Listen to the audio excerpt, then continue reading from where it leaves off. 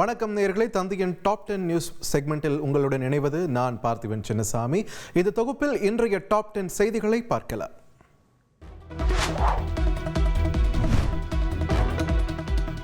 இந்தியாவில் 2027ஆம் ஆண்டு முதல் மக்கள் தொகை கணக்கெடுப்பு நடைபெறவுள்ள நிலையில் அதற்கான அறிவிப்பை மத்திய அரசு அரசிதழில் வெளியிட்டுள்ளது. மத்திய உள்துறை அமைச்சகத்தின் சார்பில் இதற்கான அறிவிப்பு அரசிதழில் வெளியிடப்பட்டுள்ளது. நாடு முழுவதும் 2027 மார்ச் 1ஆம் தேதி முதல் மக்கள் தொகை கணக்கெடுப்புடன் சாதிவாரி கணக்கெடுப்பும் நடைபெறவுள்ளதாக தெரிவிக்கப்பட்டுள்ளது. இவை தவிர பனிப்பொழிவு அதிகமாக இருக்கும் ஜம்மு காஷ்மீர், லடாக், ஹிமாச்சல், உத்தரகாண்டில் மட்டும் 2026 அக்டோபர் 1 முதல் மக்கள் தொகை கணக்கெடுப்பு நடைபெறவுள்ளதாக கூறப்பட்டுள்ளது. 2021ஆம் ஆண்டு மக்கள் தொகை கணக்கெடுப்பு நடைபெறுவதாக இருந்த நிலையில் கொரோனா பெருந்தொற்று உள்ளிட்ட காரணங்களால் காலவரையின்றி அது ஒத்திவைக்கப்பட்டது. இந்நிலையில் மக்கள் தொகை கணக்கெடுப்புடன் சாதிவாரி கணக்கெடுப்பு மேற்கொள்ளப்படும் என கடந்த மாதம் நடைபெற்ற மத்திய அமைச்சரவைக் கூட்டத்தில் ஒப்புதல் அளிக்கப்பட்ட நிலையில் அதற்கான அரசாணை அதிகாரப்பூர்வமாக வெளியிட்டுள்ளதும் குறிப்பிடத்தக்கது.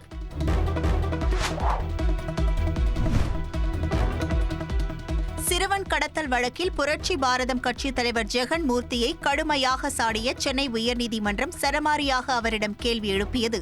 திருவள்ளூர் மாவட்டம் கலாம்பாக்கம் பகுதியைச் சேர்ந்த இளைஞர் தேனியைச் சேர்ந்த பெண்ணை காதலித்து பதிவு திருமணம் செய்துள்ளார்.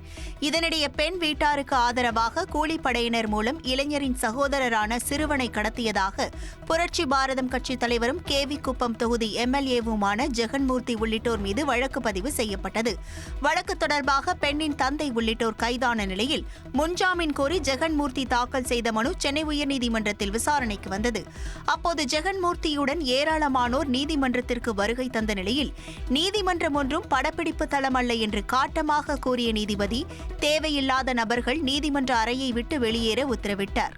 நீங்கள் எந்த தொகுதி எம்எல்ஏ, எத்தனை வாக்குகள் வித்தியாசத்தில் வெற்றி பெற்றீர்கள் என்று ஜெகன்மூர்த்தியிடம் சரமாரியாக கேள்வி எழுப்பிய நீதிபதி கட்ட பஞ்சாயத்து நடத்ததான் மக்கள் வாக்களித்தனரா என்றும் கேள்வி எழுப்பி ஜெகன்மூர்த்தியை சாடினார். வாக்களித்த மக்களுக்கு மரியாதை கொடுக்கும் வகையில் விசாரணைக்கு ஒத்துழைக்குமாறு ஜெகன்மூர்த்திக்கு உத்தரவிட்ட நீதிபதி யாராக இருந்தாலும் எம்எல்ஏவான பின்பு வாக்களித்த மக்களை ஏமாற்றக்கூடாது என்று கூறினார்.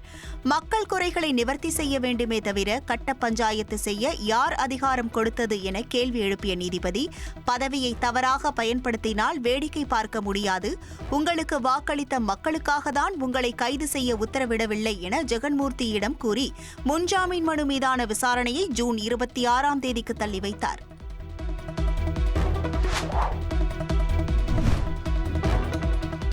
காதல் திருமண விவகாரத்தில் சிறுவன் கடத்தப்பட்ட வழக்கில் ஏடிஜிபி ஜெயராம் கைது செய்யப்பட்டுள்ளார்.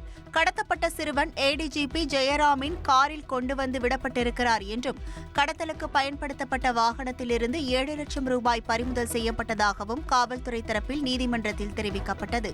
அப்போது ஏடிஜிபி ஜெயராமை கைது செய்து சிறையில் அடையுங்கள் என அதிரடியாக கூறிய நீதிபதி அரசு அதிகாரிகள் தவறு செய்தால் என்ன ஆகும் என்ற செய்தியை சொல்ல வேண்டும் என்றும் எம்எல்ஏவையும் போலீசாரையும் சமமாக கருத முடியாது, போலீஸ் அதிகாரியை மக்கள் நியமிக்கவில்லை என்றும் கூறினார். இதனையடுத்து நீதிபதி உத்தரவுப்படி நீதிமன்ற வளாகத்திலேயே ஏடிஜிபி ஜெயராமை போலீசார் கைது செய்தனர்.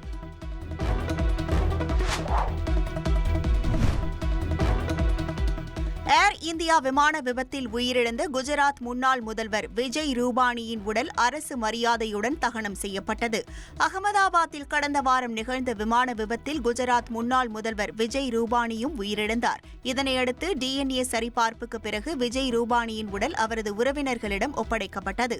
இதனைத் தொடர்ந்து ராஜ்கோட்டில் விஜய் ரூபானியின் உடல் முழு அரசு மரியாதையுடன் தகனம் செய்யப்பட்டது. முன்னதாக இறுதி ஊர்வலத்தில் விஜய் ரூபானி உடலுக்கு ஏராளமான பொதுமக்கள் மலர் தூவி அஞ்சலி செலுத்தினர்.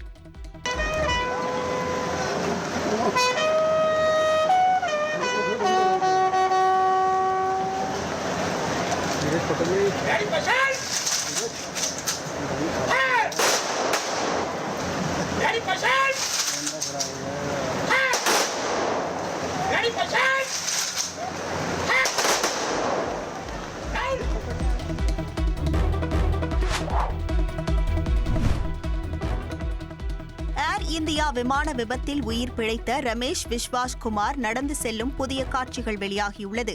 குஜராத் மாநிலம் அகமதாபாத்தில் ஏர் இந்தியா விமானம் ஒன்று கீழே விழுந்து வெடித்து விபத்துக்குள்ளானது. இந்த விபத்தில் விமானத்தில் பயணித்த 242 பயணிகளில் 241 பேர் பரிதாபமாக உயிரிழந்தனர். விமானத்தில் பயணம் செய்தவர்களில் இங்கிலாந்து நாட்டவரும் இந்திய வம்சாவளியை சேர்ந்தவருமான ரமேஷ் விஸ்வாஸ் குமார் என்பவர் மட்டும் அதிர்ஷ்டவசமாக உயிர் பிழைத்தார். இந்த நிலையில் விமான விபத்திலிருந்து தப்பி அவர் நடந்து செல்லும் புதிய காட்சிகள் தற்போது வெளியாகியுள்ளது.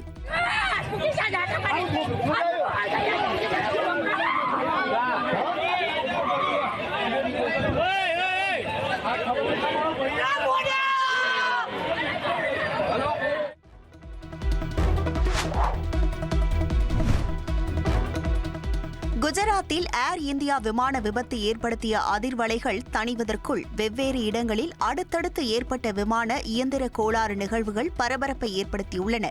லண்டனிலிருந்து சென்னை புறப்பட்ட பிரிட்டிஷ் ஏர்வேஸின் போயிங் 787 விமானத்தில் இயந்திர கோளாறு ஏற்பட்டதால் நடுவானில் எரிபொருள் வெளியேற்றப்பட்டு விமானம் மீண்டும் லண்டனில் தரையிறக்கப்பட்டது.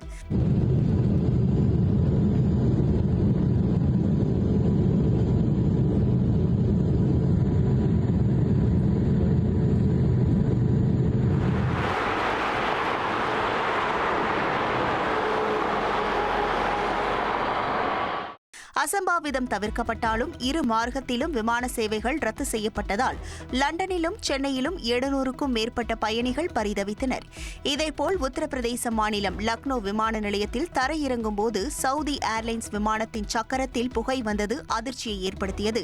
சக்கரத்தில் உராய்வு ஏற்பட்டு புகை வெளிவந்ததாக கூறப்படும் நிலையில் விமானத்திலிருந்து பயணிகள் அனைவரும் கீழே இறக்கிவிடப்பட்டனர். தீயணைப்புத் துறையினர் விரைந்து வந்து புகையை கட்டுக்குள் கொண்டு வந்தனர்.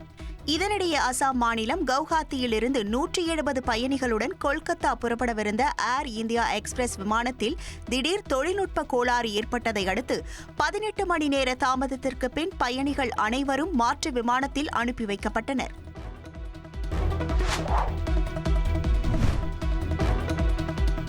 அகமதாபாத்தில் நிகழ்ந்த ஏர் இந்தியா விமான விபத்து குறித்து பல்வேறு தரப்பினர் ஆய்வு மேற்கொண்டனர். விபத்திற்குள்ளான விமானம் போயிங் நிறுவனத்திற்கு சொந்தமான விமானம் என்பதால் போயிங் நிறுவனத்தின் சார்பில் விபத்து குறித்து விசாரணை நடத்தவும் ஏர் இந்தியாவின் விசாரணைக்கு உதவும் குழு ஒன்று அமைக்கப்பட்ட நிலையில் இந்தியா வந்த போயிங் குழு விபத்து நடந்த இடத்திற்கு நேரில் சென்று ஆய்வு மேற்கொண்டனர். அதேபோல் விபத்திற்குள்ளான இடத்தில் அமெரிக்காவில் இருந்து வந்திருந்த அதிகாரிகள் மற்றும் இந்திய விமான விபத்துகள் தொடர்பான புலனாய்வு அமைப்பின் அதிகாரிகள் ஆகியோர் நேரில் பார்வையிட்டு ஆய்வு செய்து விசாரணை மேற்கொண்டனர்.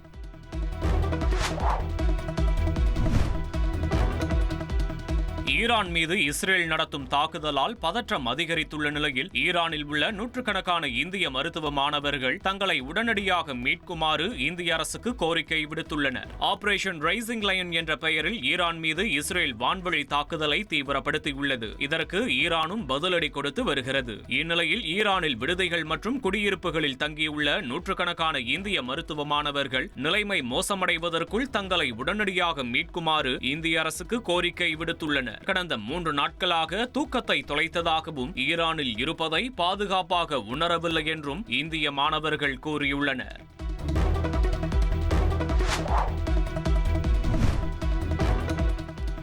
ஈரான் மற்றும் இஸ்ரேல் இடையேயான போர் தாக்குதல் தீவிரமடைந்து வரும் சூழலில் ஈரானில் உள்ள இந்தியர்களை பாதுகாப்பாக மீட்க இந்தியா திட்டமிட்டுள்ளது. இரு நாடுகளிலும் உள்ள இந்தியர்கள் பாதிக்கப்படாமல் இருக்க ஏற்கனவே பல்வேறு அறிவுறுத்தல்களையும் அவசர கால உதவி எண்களையும் இந்திய தூதரகம் வழங்கியுள்ளது. அதே சமயம் ஈரான் மீதான இஸ்ரேல் தாக்குதல் தீவிரமடைந்து வருவதால் அங்குள்ள இந்தியர்களின் பாதுகாப்பு குறித்த கவலைகள் எழுந்துள்ளது. எனவே இந்தியர்களை மீட்க திட்டமிட்டுள்ள மத்திய அரசு ஈரானில் உள்ள இந்தியர்களை பேருந்து மூலமாக ஆர்மேனியா எல்லைக்கு அழைத்து வந்த பின்னர் அங்கிருந்து விமானம் அல்லது கப்பல் மூலமாக பாதுகாப்பாக இந்தியா அழைத்து வர முடிவு செய்துள்ளது.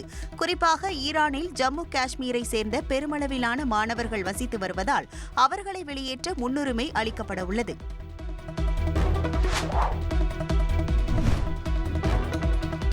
TNPL தொடரில் திண்டுக்கல் அணி பந்தை சேதப்படுத்தியதற்கான எந்த ஆதாரமும் இல்லை என தமிழ்நாடு கிரிக்கெட் சங்கம் கூறியுள்ளது. TNPL லீக் போட்டியில் அஸ்வின் தலைமையிலான திண்டுக்கல் அணி பந்தை சேதப்படுத்தியதாக மதுரை அணி புகார் அளித்தது பரபரப்பை ஏற்படுத்தியது. இந்நிலையில் திண்டுக்கல் அணி பந்தை சேதப்படுத்தியதற்கான எந்த ஆதாரமும் இல்லை என்று தமிழ்நாடு கிரிக்கெட் சங்கம் தெரிவித்திருப்பதாக TNPL நிர்வாகம் அறிக்கை வெளியிட்டுள்ளது.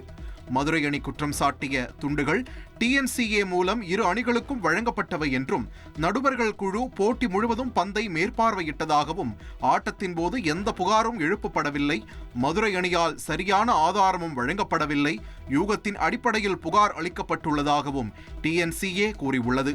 புகார் அளித்துள்ள அணியிடம் நம்பகமான மற்றும் சரிபார்க்கக்கூடிய ஆதாரங்கள் இருந்தால் சுதந்திரமான தனிப்பட்ட விசாரணை ஆணையத்திற்கான முறையான கோரிக்கையை உரிய ஆதாரங்களுடன் சமர்ப்பிக்கலாம் என்றும் ஆதாரமற்ற அல்லது அவதூறான குற்றச்சாட்டுகள் டிஎன்சிஏ செயல்பாட்டு விதிகளின் கீழ் ஒழுங்கு நடவடிக்கைக்கு வழிவகுக்கும் என்றும் தெரிவிக்கப்பட்டுள்ளது.